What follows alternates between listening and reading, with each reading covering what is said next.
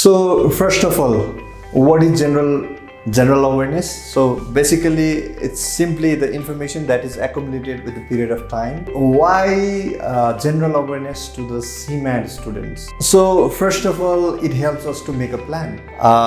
It helps to make right decisions. Another is to identify opportunities as well as threats. These are the basic reasons why general awareness is required.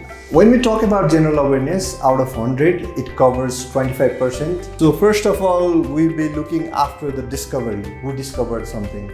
When was it discovered? And the inventions. What are the inventions that happened in the world? So first in the world. So who was the first to climb the Mount Everest? And the other is history of Nepal. Similarly, popular cities in the world. For example, there might be some cities which are popular for something.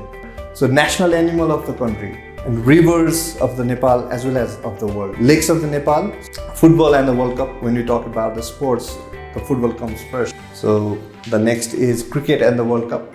And general sports, apart from cricket and football, there might be other sports. SAARC nations, our trade, the best thing among the SAARC countries.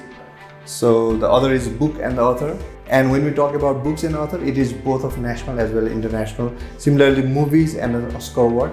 Similarly, we have Nobel Peace Prize, music and musical instrument. So music, one of the soothing thing, and which connects to the world. World most important date, national game of the country, current affairs of the world, world economy and business, world greatest personality and politician.